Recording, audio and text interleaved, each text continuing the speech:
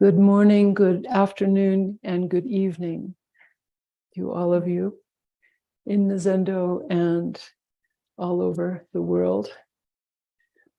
It's a pleasure to be here. It's always a pleasure to be here.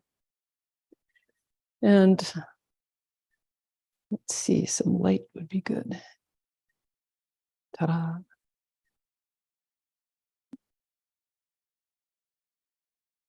First, I'd like to express my gratitude to each and every one of you in sesshin, on Zoom sesshin, or in this Upaya Zendo. It is such a privilege and a pleasure to practice together. It is my heart's desire to be together to do this. And my gratitude extends to Roshi Joan and to all the people who have practiced here over the years, over many, many years. All the people who've contributed resources, time, and their heart in practice. So I just feel so honored and grateful to be here. So thank you. Then there's the moon. Meanwhile, back at the moon, the moon is waxing. It will be full this Saturday. We can still see Venus in the morning because the moon sets earlier than we get up for zazen. So take a look at Venus in the western sky. In the evening, we can still see Jupiter in the western sky, but Saturn is kind of fading into the moonlight as the moon gets brighter.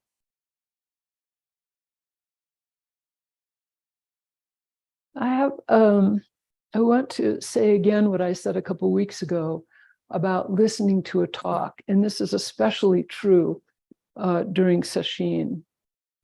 You know, we put our grasping ears and our grasping eyes aside for this week, and our ears are taking in whatever comes in. Our eyes are taking in whatever comes in. And so, likewise, for this talk, just sit and allow your ears to receive whatever comes in. Don't try to remember. Don't try to grasp. And take it from me, don't try to understand, because sometimes my talks, I can't even understand them. Of course, I don't realize that until a couple weeks later when I reread them. But stay with your practice during a talk. Just listen with your practice. So this week, we're considering Shurto's poem, Inside the Grass Hut, with commentarial talks by Ben Connolly of the Minnesota Zen Center. So I thought I would first talk to you about grasses.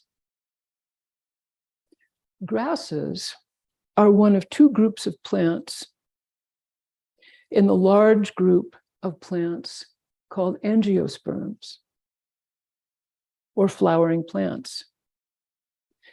Angiosperms are the most recently evolved of the plant groups. The two subgroups of angiosperms are called dicots and monocots. Cot is short for cotyledon.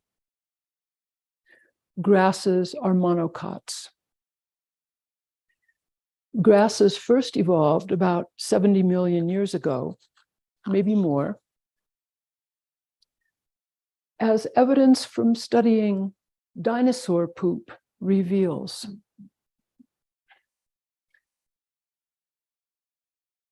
However, they spread all over the Earth's land masses, primarily during the age of mammals, about 30 million years ago. after the extinction of dinosaurs. That is, most of them, the big ones. The evolution of grasses supported the evolution of mammals. The evolution and proliferation of grazing animals and their predators, as well as rodents and birds. The proliferation of grasslands also supported the evolution of human beings as hunters of the grazing animals and eventually farmers of grasses, which are the grains.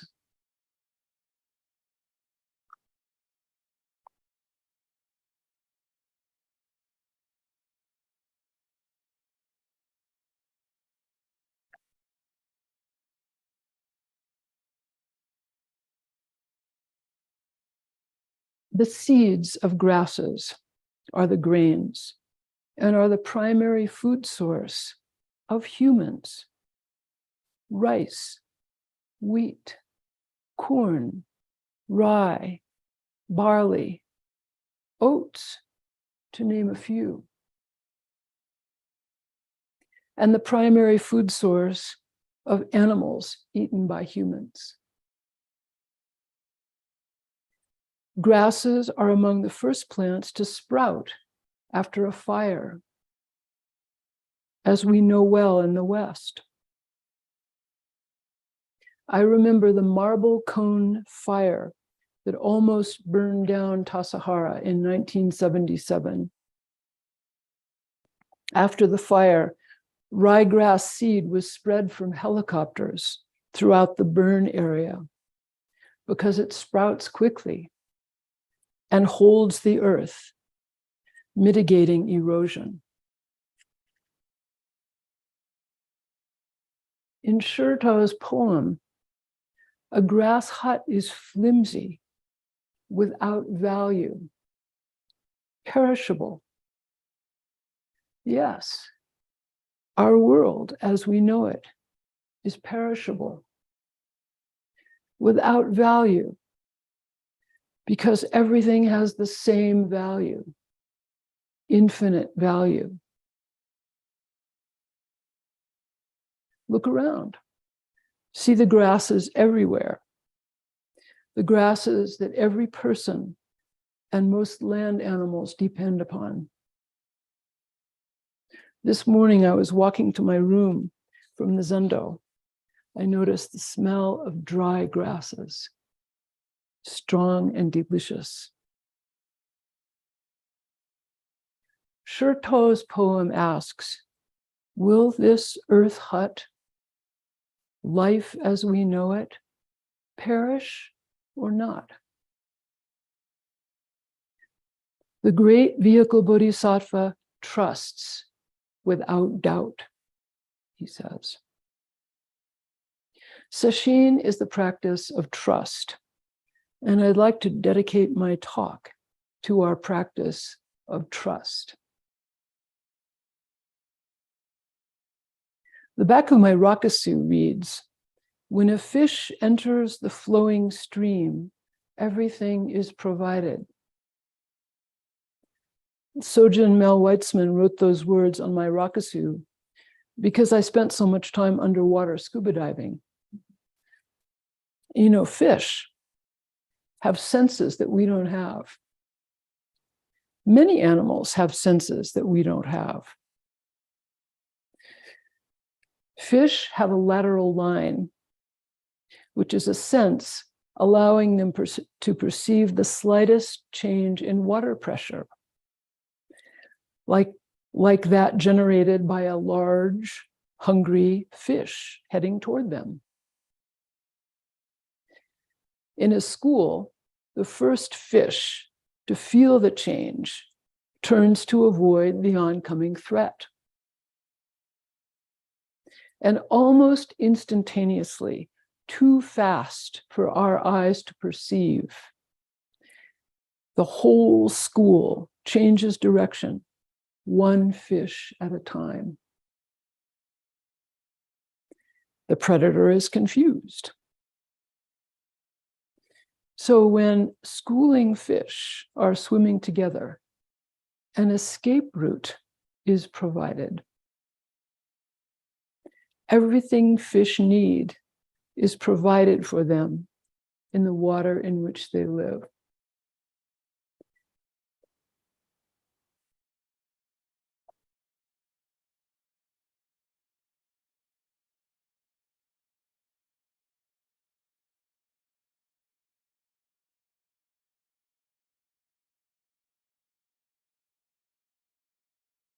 So how can we enter the flowing stream or the ocean where everything is provided? Well, fact is, we already have.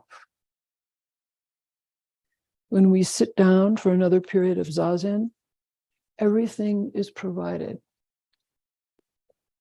The earth's atmosphere, the earth's gravity, a perfect cushion or chair,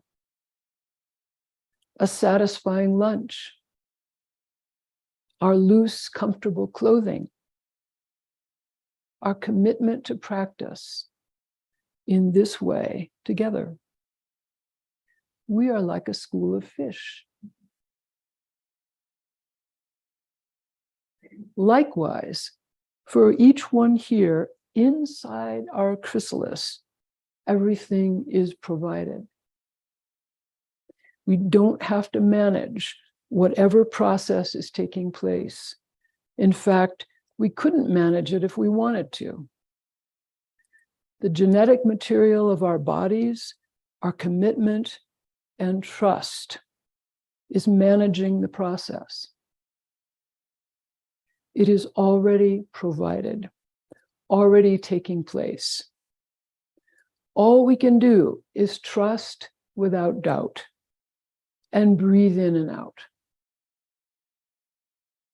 The path of this practice that we've all embarked upon is very old, very well traveled. It's a trustworthy path. But we don't really have the experience that we are in a chrysalis or that we have entered the flowing stream. We're too close. It's this close. How do we know that this is a chrysalis or a flowing stream? We can feel it with our body. We can see it with our eyes. We can smell it with our nose. We can taste it with our nose and tongue. We can hear it with our ears. We can recognize it with our mind. We are simply alive in this moment. That's it. It's just that we keep looking away, thinking there must be something bigger, something better. Then maybe worrying that others are getting it and we're not. Maybe we've parked ourselves in the wrong religion. Shurto's lines, living here, he no longer works to get free. Who would proudly arrange seats trying to entice guests? I think this refers to practices which cultivate special powers, special experience, as though those experiences set us free. Just sitting with head covered by a grass hut or a grass hat, all things are at rest. And this mountain monk doesn't understand at all. This sentence reminds us that the understanding we keep referring to does not occupy the same place as I. When I falls away, even for a split second, understanding is already there. and not what we expected. I and expectations fall away more often than we even notice, I think. Dogen in the Gendo Koan says, practice intimately and return to where you are. And when you find your place where you are, practice occurs, actualizing the fundamental point. This is a fish entering the flowing stream, a chrysalis. This is trust.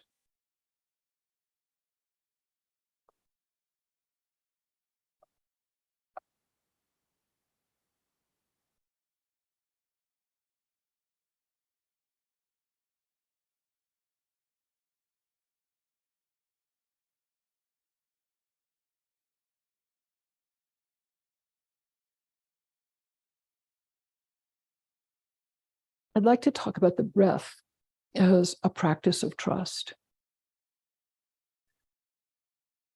Settling breath in the belly takes time.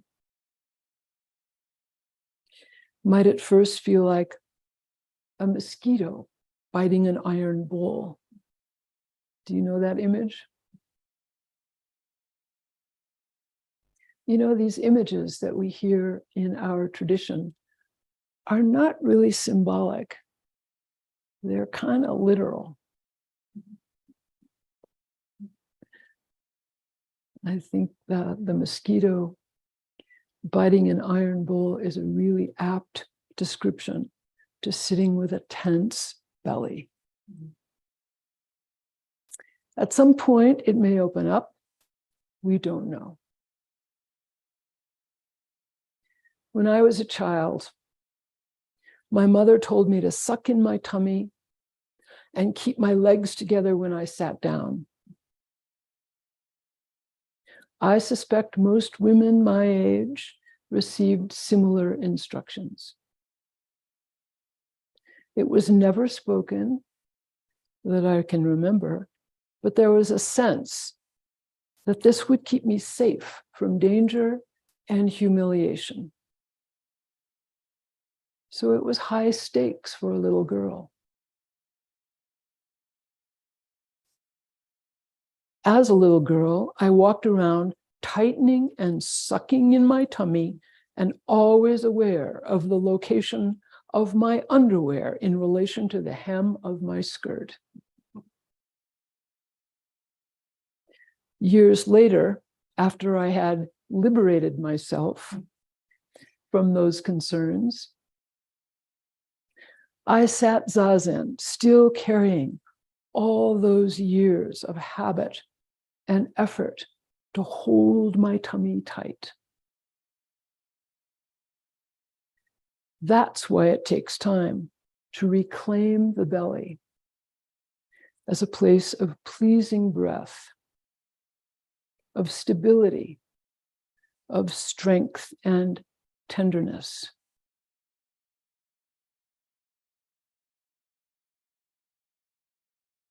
It takes time. Focusing on breath in the belly when the belly is tight is just staying present, not trying to get something done. It's like sitting with a sick child. Absolutely nothing you can do except don't go away.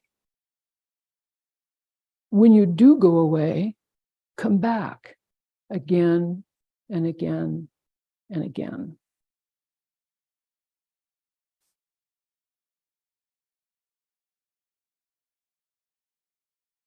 When you have worked this way in meditation, that is, settling in, then return and return and return and rediscover the body.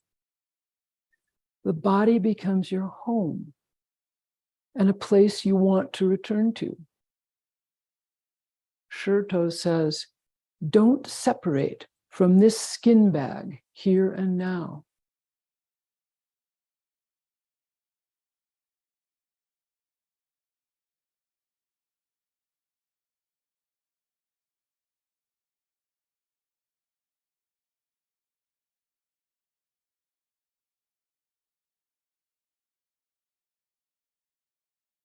Thoughts will never disappear as long as we are alive. It's just that we can experience thoughts as thoughts, feelings as feelings, coming and going like clouds in the sky. Not a problem, not a place to get stuck, especially when we come home to our grass hut, just breathing in and out, with clouds blowing by, birds chirping, flies buzzing, stomach growling. Sherto says, just sitting with head covered, all things are at rest. Thus, this mountain monk doesn't understand at all. Don't worry about understanding. Trust your practice. Don't go after understanding. It will come to you. I'm reminded of some words from a later Zen teacher, Yunman, 864 to 949. This is Monshin's person who, in a story a few days ago, the one who said, "What's the big deal?" It's a great story. These words, these particular, what I'm going to refer to, words of Yunman, come from a koan in the Blue Cliff record. It's number 27. And a monk asks Yunman, how is it when the tree withers and the leaves fall? Yunman says, body exposed in the golden wind. Body exposed in the golden wind.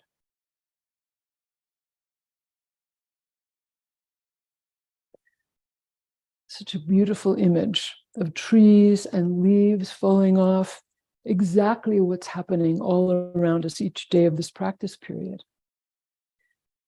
You know, where I live, we don't really have fall like this. I live near the ocean, where the seasons are oceanic.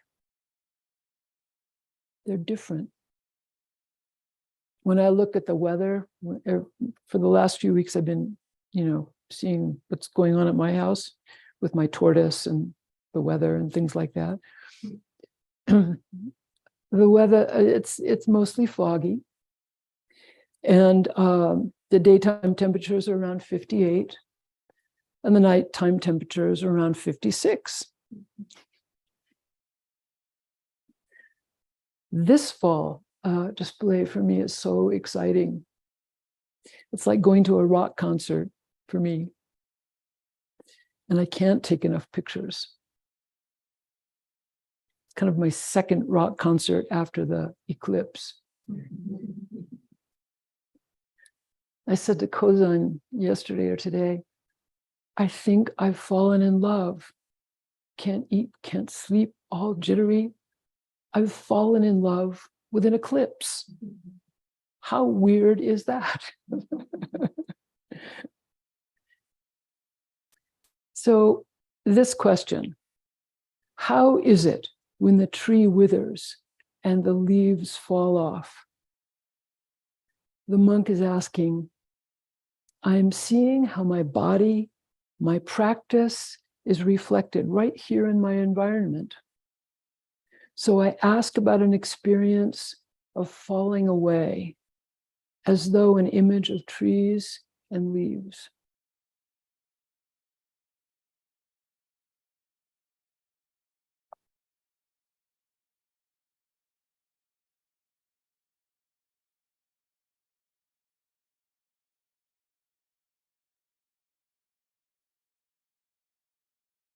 And Yunman answers, body exposed in the golden wind, whole body exposed in the golden wind. So the golden wind is breath.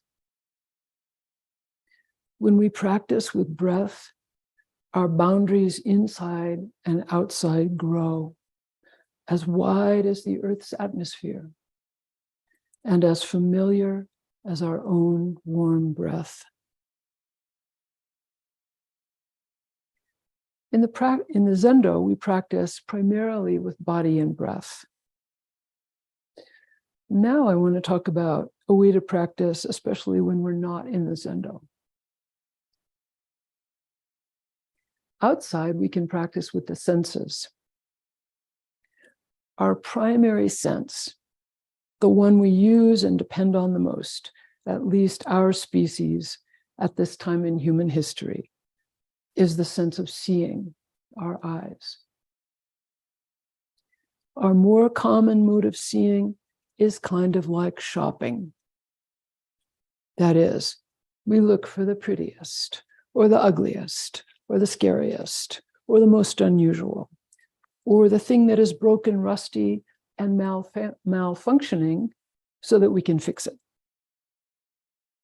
So much of our life is seeing and making decisions about what we're going to do based on what we see. But we can take our practice of not picking and choosing, not favoring one over another, not judging or comparing, and just seeing light. You know, we think we look around at the world and see objects, but we don't actually see objects at all. We see light from the sun or the moon or electric lights, reflecting, refracting, diffracting from the surfaces of things and reaching our eyes. We don't see the objects.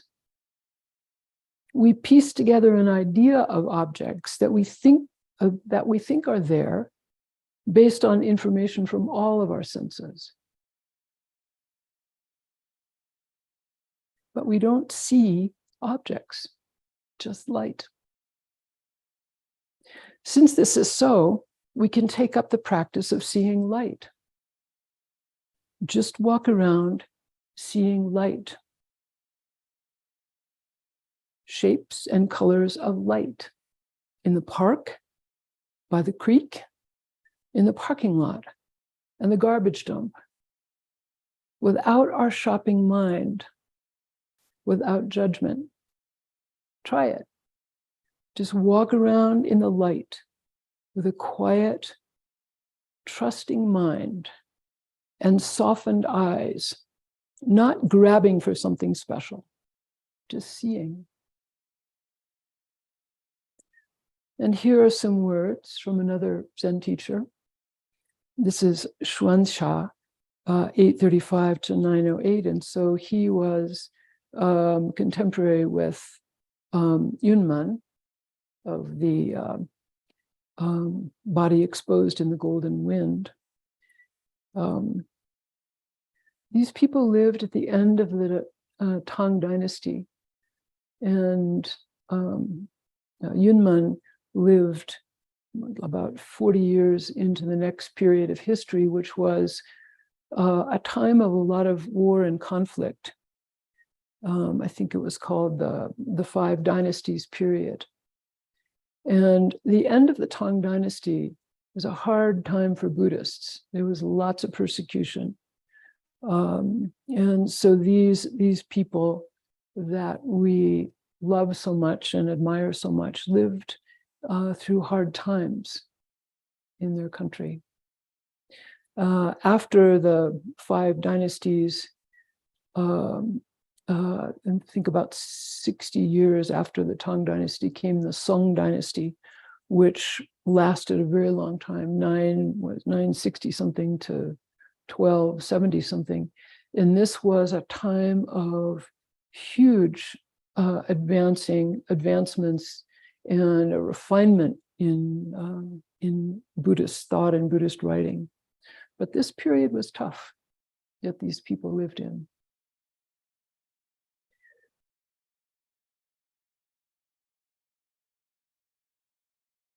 So Xuanxia, who was also a student of Shui Feng, as was Yunman, said, the whole universe is one bright pearl. And this statement, this whole universe is one bright pearl.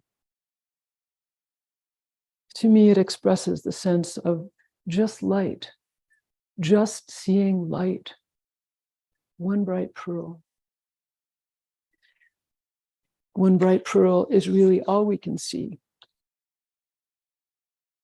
It also expresses that all we can see is with our human eye.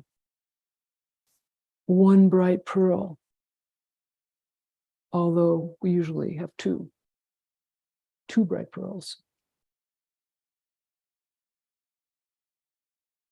So I'm gonna kind of change tones here. And I'm going to use the word should a lot in the next paragraph. I decided not to avoid it, not to dance around it. I hope you will forgive me. We should not diminish the mind of thought over the mind of stillness. We should not compare moments of our lives any more than we should compare people or places. We have our preferences that come from who knows where, but at the root, we should see the sameness in multiplicity. We should see the worthiness, the dignity of each and every thought and person and place, etc.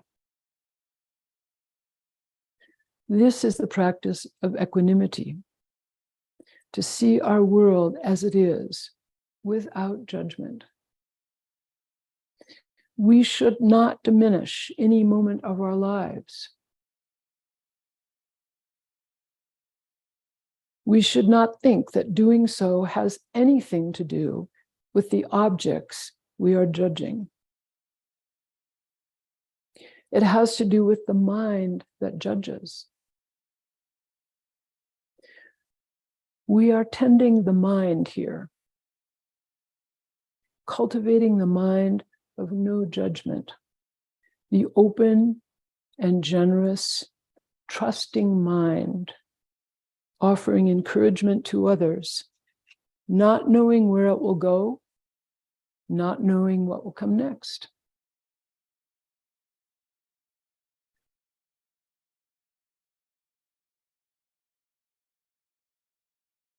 And finally, I want to share a poem with you by Bada Kundalesa, one of the earliest Buddhist nuns whose name we chant in the morning.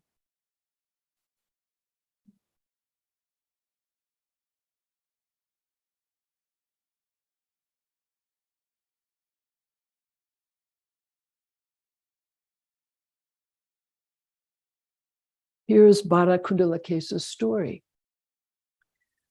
She was born in the 6th century BCE. She was contemporary of Buddha. She was born in the kingdom of Magadha to affluent parents who were very protective of her due to her strong attraction to men. One day, looking out her window, she saw a man, son of a Brahmin, being led to his execution. And she fell instantly in love with him.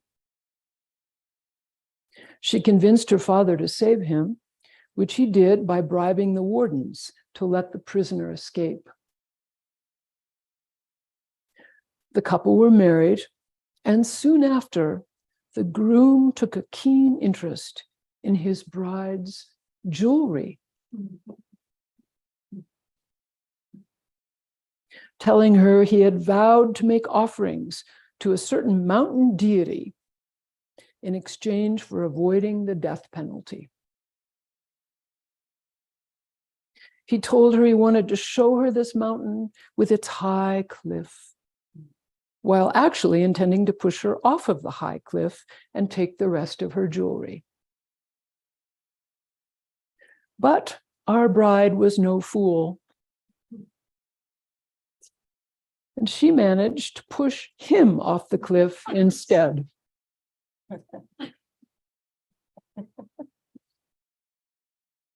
2,500 years later, it's kind of funny.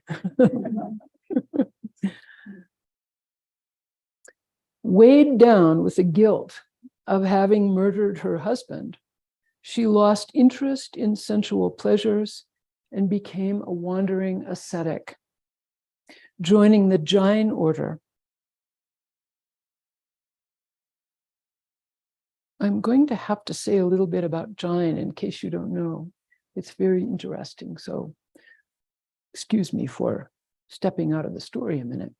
So Jains predated Buddhists, and I know this because I had a Jain professor in college. They have, I don't know their whole practice, but I know one of their practices is not killing. I mean, really not killing. And so they have a system of food. They want to eat killing the fewest number of beings possible. So, for example, beans and rice, each grain of rice, each bean is a being. And of course, we know that's true. You can plant them and each one will give you a whole plant. So, whereas one cabbage, which is large, is also a being. So it would be better to eat cabbage than rice and beans. So they have a whole system for this. And Jains also begged, however, they did not beg during the rainy season, because during the rainy season, there were lots of worms and probably salamanders and little bugs and all kinds of things you couldn't see in the water. And if you walked out through this water, you would be killing lots of beings. So they stayed home during the rainy season. And that is the origin of our practice period. We inherited that tradition of a time when we stay in place. And a traditional practice period is 3 months long, which corresponds to the summer season. So these days, we don't usually do practice periods in the summer. It's a little hot.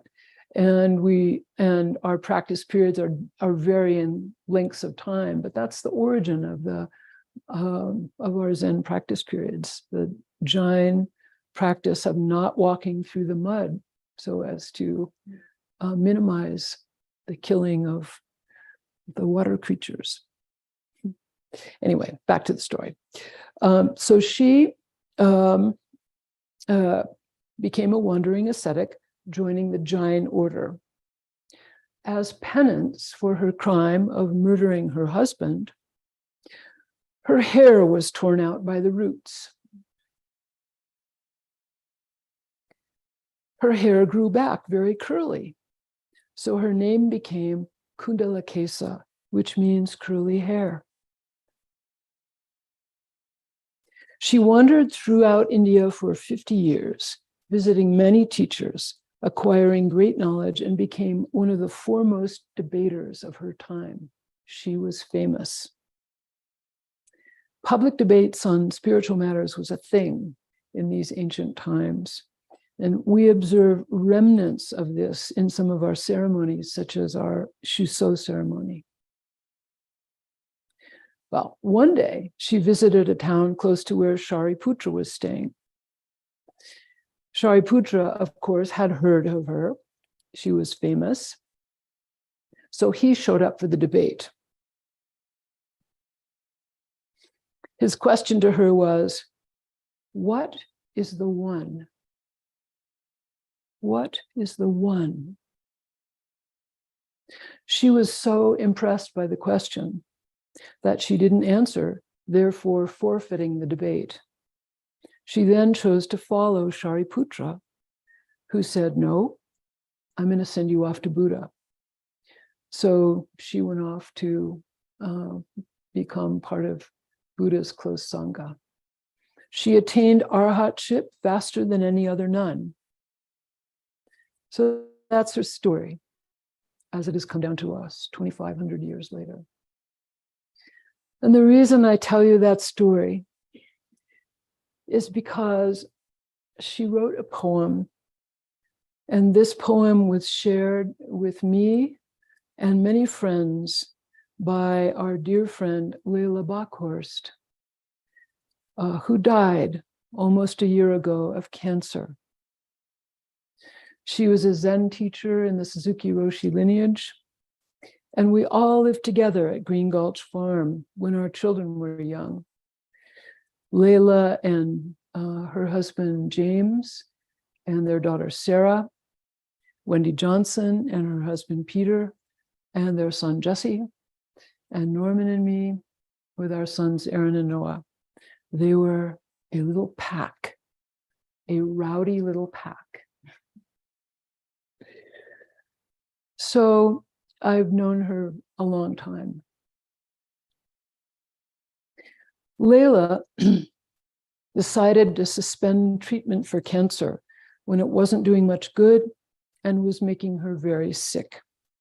That's when she sent us this poem.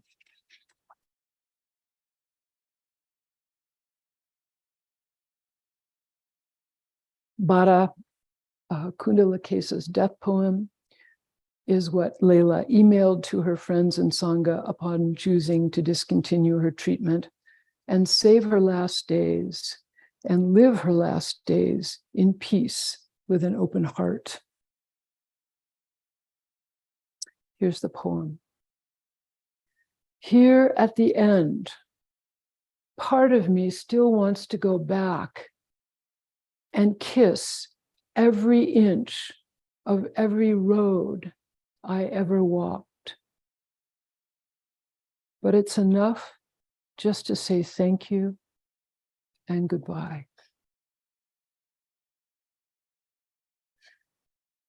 Here at the end, part of me still wants to go back and kiss every inch of every road I ever walked. But it's enough just to say thank you and goodbye.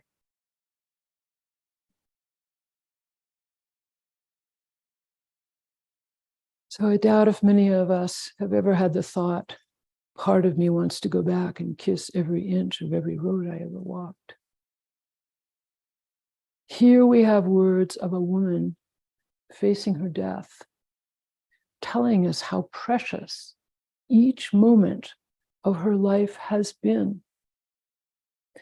And our contemporary, Leila Bockhorst, adding her name to these words.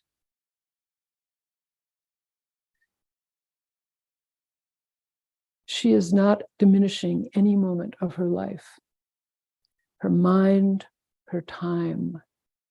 She is tending the mind, cultivating the mind of no judgment, the open and generous, the trusting mind, offering love and encouragement to others. Bada Kundalesa and Leila Bockhorst and Shurtol. Thank you very much.